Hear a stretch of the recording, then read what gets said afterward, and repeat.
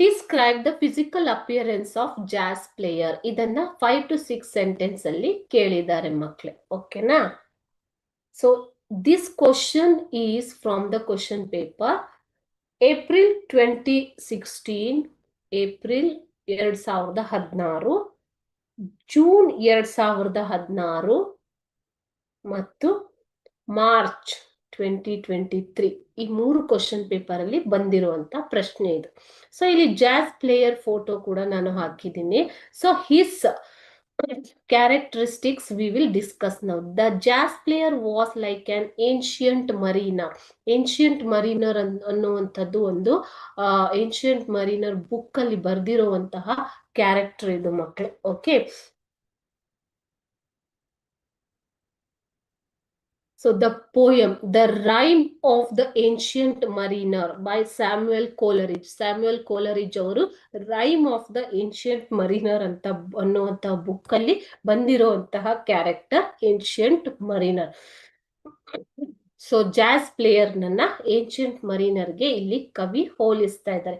He had a wrinkled face. ಆತನ ಮುಖ ನೆರಿಗೆಗಟ್ಟಿತ್ತು. Okay, closed eyes. He had closed his eyes. ಕಣ್ಣನ್ನ ಆತ ಮುಚ್ಚಿದ್ದ. With full of worries. His face is full of worries. Worries ಅಂತಂದ್ರೆ ಮಕ್ಕಳೇ ಚಿಂತೆಗಳಿಂದ ಆತನ ಮುಖ ತುಂಬಿ ಹೋಗಿತ್ತು ಅನ್ನೋದು ಇದರ ಅರ್ಥ. ಚಿಂತೆಗಳಿಂದ ಆತನ ಮುಖ ತುಂಬಿತ್ತು, ಅಥವಾ ಆತ ಜೀವನದಲ್ಲಿ ಯಾವುದೇ ರೀತಿಯ ಆಸಕ್ತಿಯನ್ನ ಹೊಂದಿರಲಿಲ್ಲ. He wore a faded blue old shirt which had turned dark due to sweat. So ಆತ ಏನನ್ನ ತೊಟ್ಟಿದ್ದ ಅಂತಂದ್ರೆ ಹಳೆಯದಾದ ಒಂದು ಅಂಗಿಯನ್ನ, ಫೇಡೆಡ್ ಅಂತಂದ್ರೆ ಮಾಸಿದ ನೀಲಿ ಶರ್ಟ್ ಅನ್ನ ಆತ ತೊಟ್ಟಿದ್ದ. Which had turn dark due to sweat. So ಅದು ಬೆವರಿನಿಂದಾಗಿ ತೊಯ್ದು ಒದ್ದೆಯಾಗಿ ಡಾರ್ಕ್ ಆಗಿತ್ತು. Its collar was frayed. ಹರಿದು ಚಿಂದಿಯಾದಂತಹ ಕಾಲರ್ ಅನ್ನ ಹೊಂದಿದ್ದಂತಹ ಒಂದು ಶರ್ಟ್ ಅನ್ನ ಆತ ತೊಟ್ಟಿದ್ದ. he wore. Okay,